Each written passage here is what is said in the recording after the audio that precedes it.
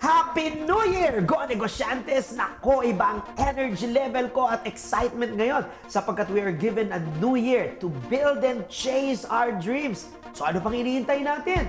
Tara na, let's begin this year with a blast of inspiration and helpful business tips. Ito po si Michael Angelo, ang inyong makakasama sa pagtuklas ng mga go-negosyo winning attitudes ng ating mga small and medium entrepreneurs. Dito lang sa SME Go, powered by Go Negosyo. Tara magnegosyo na, let's go Pinoy! Kung sa business kayo ay may success, kung ang ideya nyo'y truly the best, kung hanap ninyo ay isang kasosyo, let's go! Let's go! Let's go negosyo! Go, go, go! Young, good-looking, dynamic, and hardworking.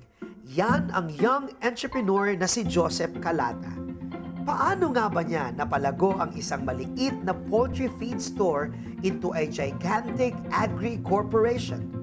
Alamin ang success story ng self-made youngest billionaire in the country, Joseph Calata of Calata Corporation, dito lang sa SME Go, powered by Go Negosyo. Hello, Go Negosyantes! Nako ha, wag po kayo magtataka, baka akala nyo po iba na hong pinanood nyo. Ito pa rin po ang SME Go. Hindi po ito fashion show or Hollywood show. Dahil ang kakapanayin po natin sa sobrang gwapo, matipuno, baka akalain nyo model, hindi po siya isang model. At baka pagkamalan nyo dahil medyo kahawig po nito yung sikat na bida ng Twilight na si Robert Pattinson. Ang ating po makakapanayam ngayon, Diyos ko, hindi naman po masyadong kilala ito. Siya lang naman po ang tinaguri ang youngest billionaire sa Pilipinas ngayon. Mga kaibigan, i-welcome po natin ang ating bisita at panuhin para bigyan po tayo ng ilang mga panayam tungkol sa pagnenegosyo. Walang iba kundi si Mr. Joseph Calata, ang CEO at Chairman ng Calata Corporation. Sir, magandang hapon, no? Magandang hapon, Michael. Hollywood talaga, Hollywood. Ha? Hollywood pala, hindi Hollywood. Ha? Ayan po. Now, sir, nako, pasensya na po kayo. Medyo kinakabahan ako kasi ngayon lang ako nakapag-interview ng bilyonaryo. Puro mga na-interview ko kasi, mga millionaires, multi-millionaires. Pero first time ko makaharap na iba po pala hangin pagka gano'n. Wala masyadong hangin kasi kulob, no? Now, how does it feel to be dubbed as the youngest self-made billionaire? Hindi naman masyado. Napaka-humble nyo, ha? So, Hindi naman, pero actually, syempre, para naman marating mo yun, kailangan mo talaga ng mahirap din, hard work, sipag at tiyaga ang pinagdaanan ko, ang ginawa ko, para marating ko rin yung kinakatayuan ko ngayon. Tama. Pero alam niyo, sir, masyadong mabilis na yun na ngayon na pinag-uusapan natin pagiging bilyonaryo mo. Pag-usapan natin, kung ang buhay mo, kunyari, isang pelikula, total, I'm sure na pagkakamalang ka na artista ka, hindi ko akalain na parang hindi ka mukhang Pilipino parang may pagka half-half, alam mo na, kung ano man yung bansang yun, no? But can you share with us the making of the youngest billionaire? Or bago ang lahat ng ito na meron ka ngayon, ano ka ba, who is Josh as a kid? Nung bata kasi kung laging sinasabi sa akin ng tatay ko, kailangan maging engineer ako . So, yun ang nasa utak ko noon. Kaya nung pumasok ako nung college, nag-try ako mag-engineer. Sa kasawi ang palad, hindi ako pumasa sa entrance exam. Exam pa lang, ha? Kaya napunta ako sa ibang course. Sa tingin ko, blessing in disguise, napunta ako sa ibang course. Kaya naging negosyante ako. What was life like when you were a kid? Kamusta ka nung bata ka? Sino ba si Joseph sa bahay nung bata? Nung bata ako, mahilig lang ako maglaro nun. Puro laro ginagawa ko. Basketball lalo na. Favorite sport niya? Favorite ko yan. Idol ko yung mga basketball player. Chris pa? Hindi naman, mga Alaska. Yan, Alaska. Masyado na ba luma yun? Masyado na luma yung Chris, hindi pa ako pinapanganak nun. Okay, so basketball, ha? Mahilig talaga ako. Kanina, binanggit nyo, ang pangarap ng magulang nyo sa inyo ay maging engineer ka. Pero ano yung personal mong pangarap sa sarili mo? Honestly, sa totoo lang, gusto ko maging basketball player, PBA player. Wow! Oo, kaya araw-araw nag-i-ensayo ako mag-basketball. Alam mo sir, yan din ang pangarap ko nun, pero later on, kailangan kong iwan na yun. Kasi hindi tayo magkatangkad. Pero yun ang gusto mo, ha? Kasi pag bata ka, hindi mo man iniisip masyado ang negosyo. Tama, wala Iniisip naman. mo lang laro. Iniisip mo lang kung ano nakikita mo sa TV. Tama. Siyempre, pag bata tayo, nakikita mo lang yung mga basketball players. Sila Bong Alvarez, sila Abarrientos. Tama. So, yan yung mga nakikita mo na iniidolo mo. At gusto mo, paglaki mo, maging katulad nila. Oo. Ganun lang. Sumagi ba sa isip mo na kahit sagi lang na magiging bilyonaryo ka pagdating ng panahon?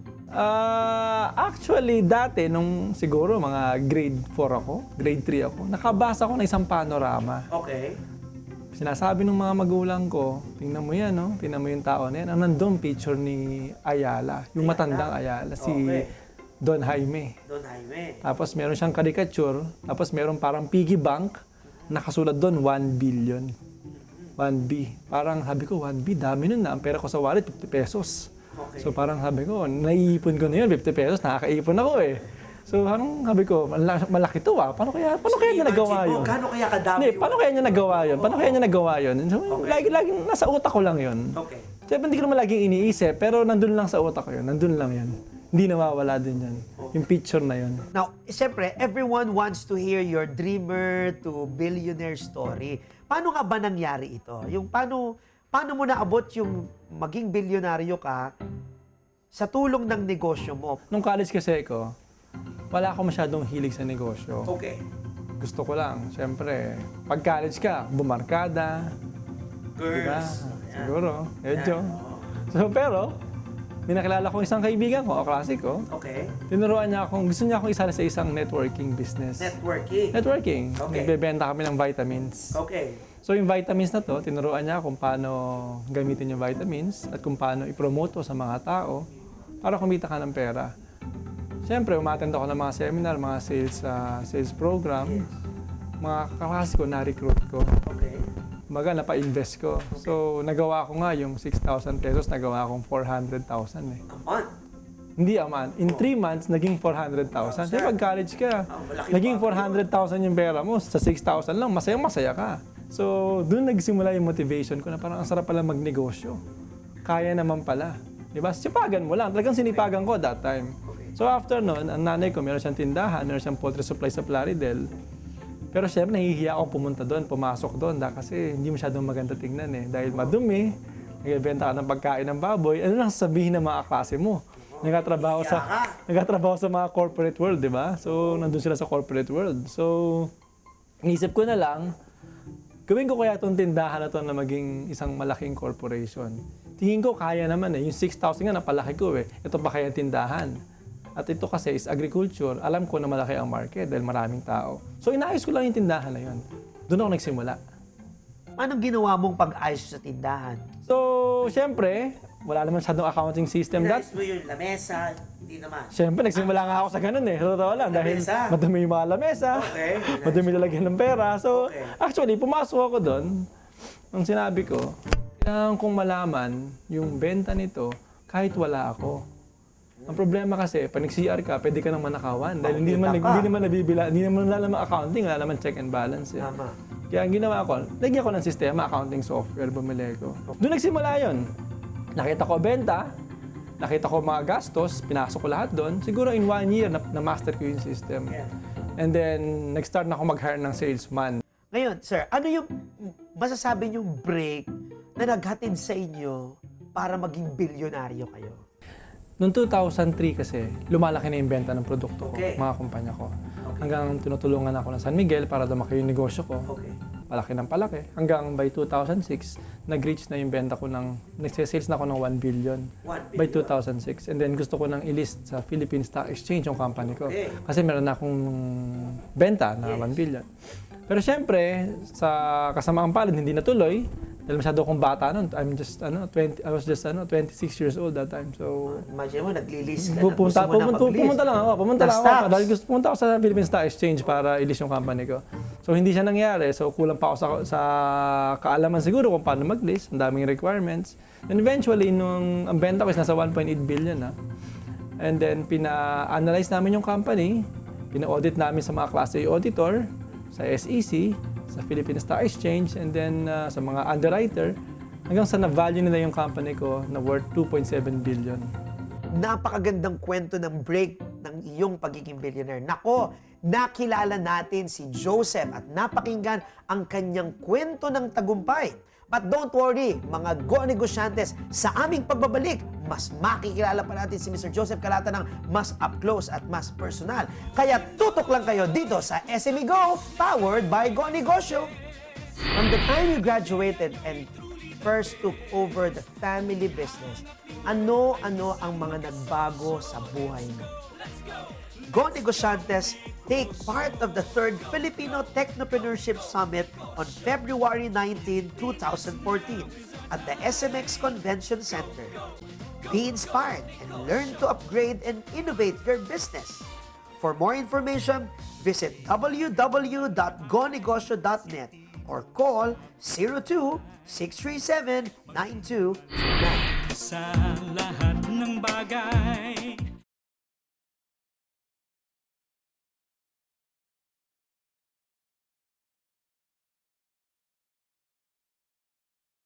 kailangan lang ay positibo sa buhay. We're back as promised. Go Negosyantes. Nako, ito.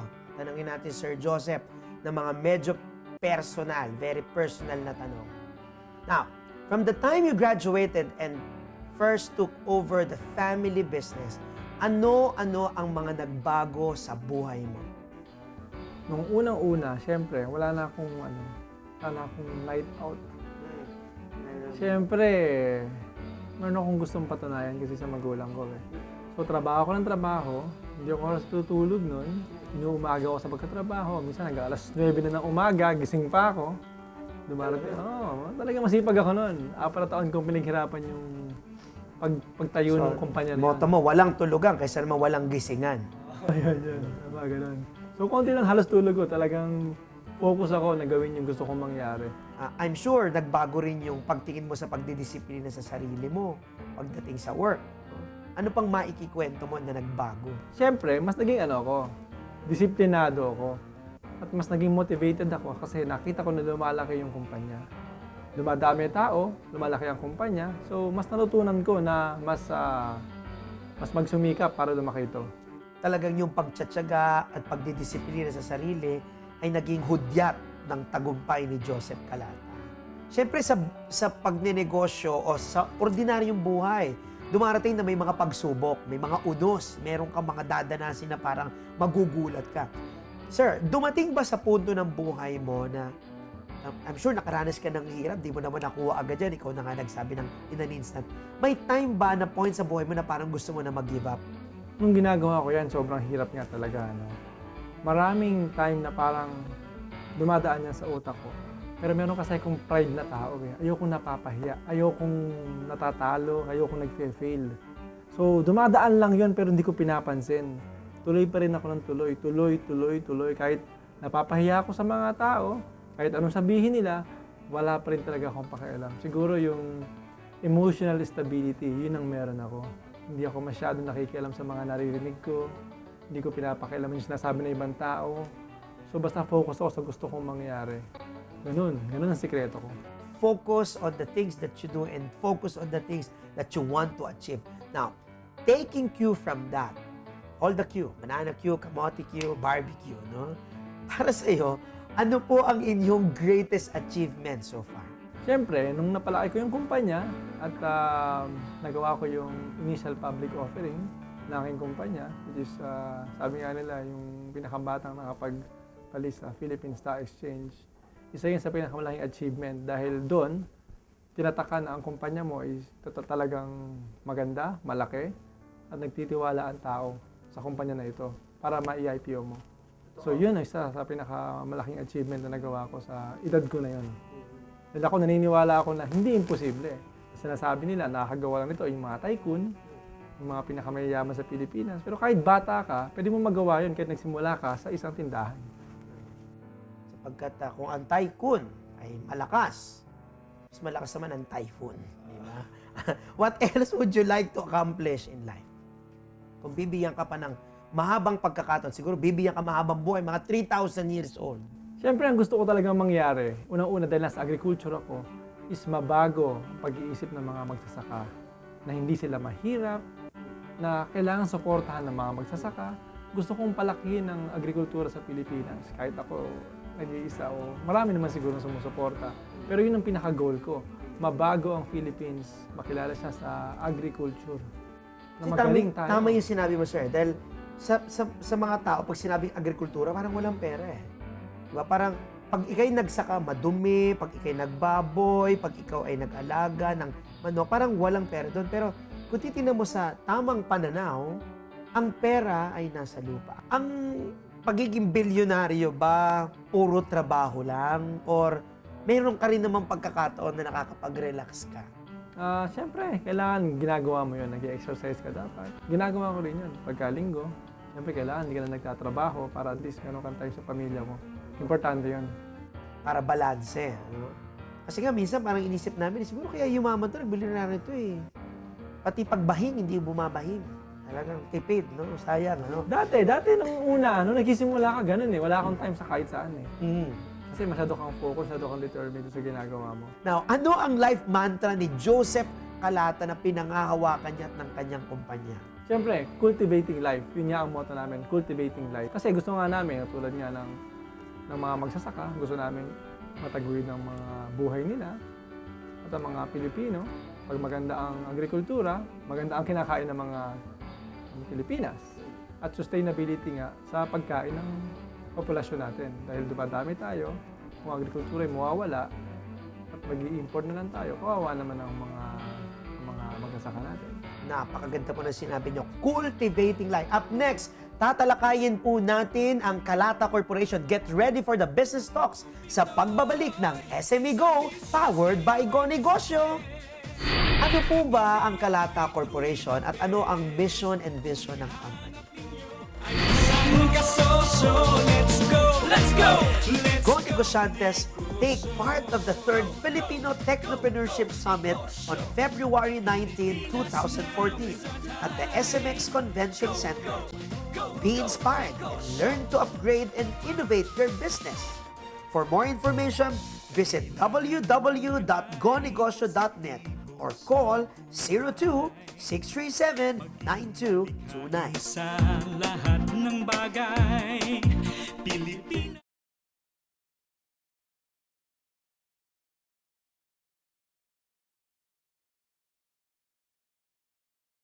Kung sa business kayo ay may success, kung ang ideya 2013 has been a fruitful year to us in the Go Negosyo Advocacy. Maraming salamat po sa lahat ng ating partners and of course sa inyong mga Go Negosyantes. Tara na't magbalik tanaw sa mga Go Negosyo events na humataw bago matapos ang nagdaang taon. Una na dyan ang matagumpay na 3rd OFW and Family Summit na taunang handog ng Go Negosyo at Villar Foundation. lahat ng bagay, Pilipinas now is our time.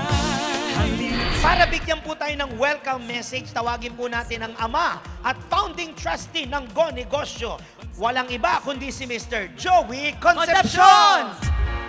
Despite the calamities, the earthquake that we've seen, the Philippines is on the right track of economic prosperity.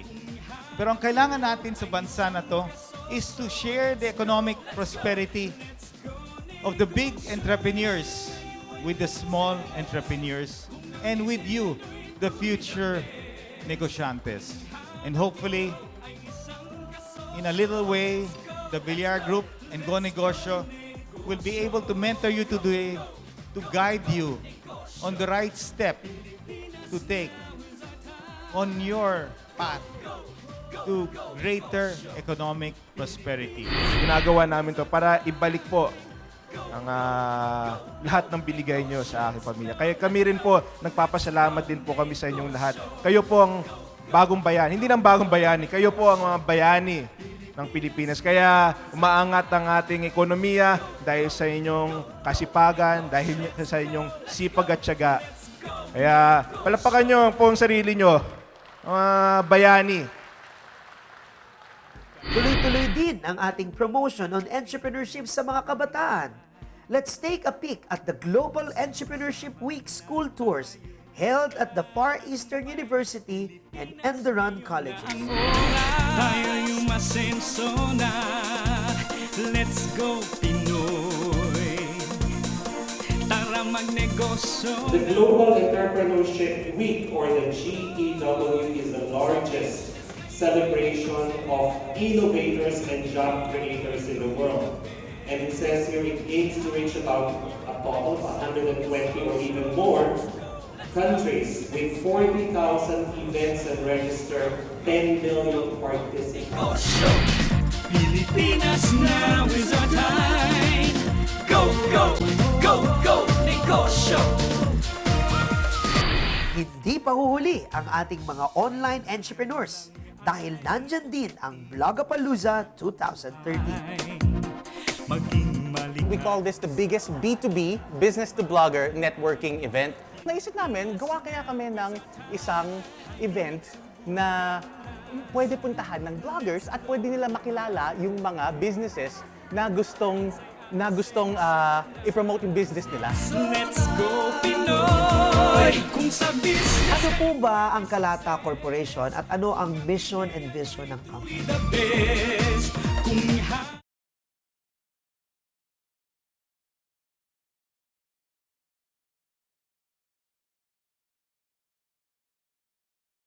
kailangan lang ay positibo sa buhay. Nagbabalik ang SME Go! Siyempre, hindi kumpleto ang araw natin kung walang usapang negosyo. Kaya kasama natin ngayon si Mr. Joseph Calata para pag-usapan natin ang kanyang korporasyon. Sir Joseph, ano po ba ang Kalata Corporation at ano ang mission and vision ng company?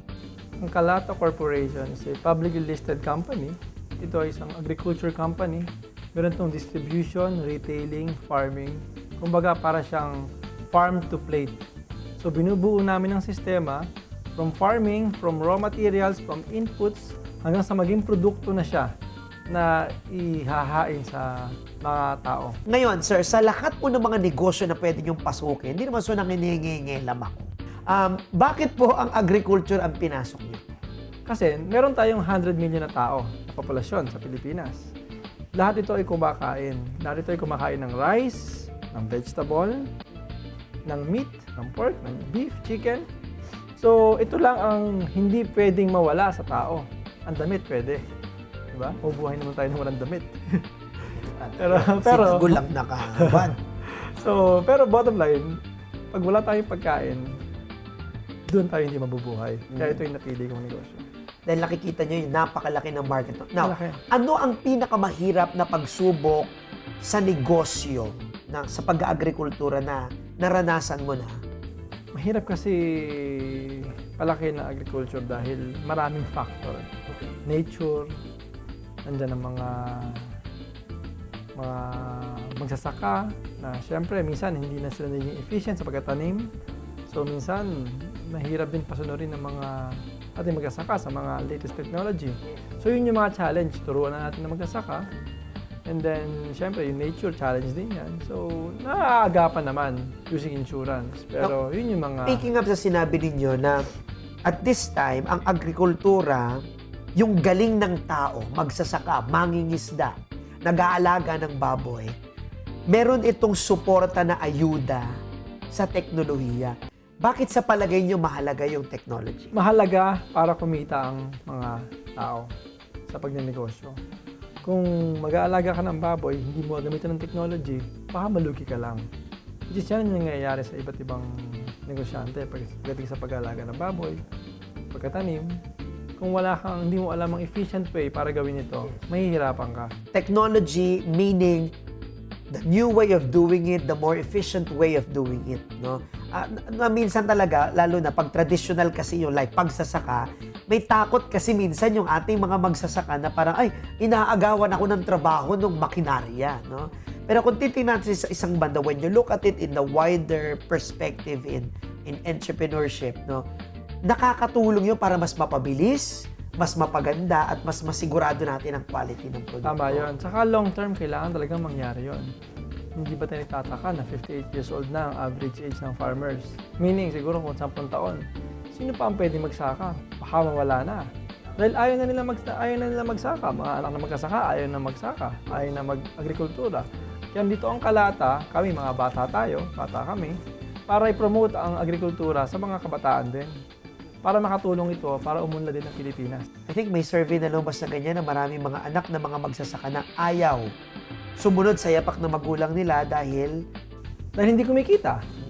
Paano ba kikita? Kailangan maging efficient. Para maging efficient, kailangan turuan ng bagong technology para maging efficient. Yun lang naman ang solusyon eh. meron po ba kayong mga advokasiyang ginagawa para mas mainganyo ang mga kabataan pumasok sa agrikultura? Meron. Ito ng binebenta namin produkto, ang Golden Bean Feeds, you know?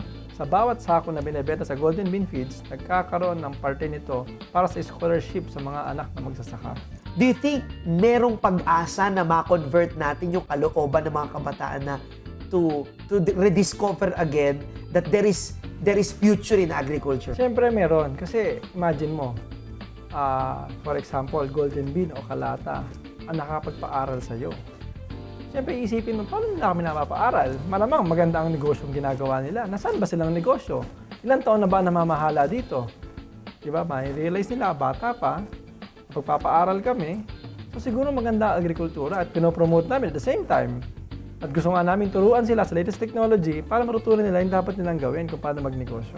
I also believe na hindi lang sa scholarship aspect but we also do and conduct human development programs.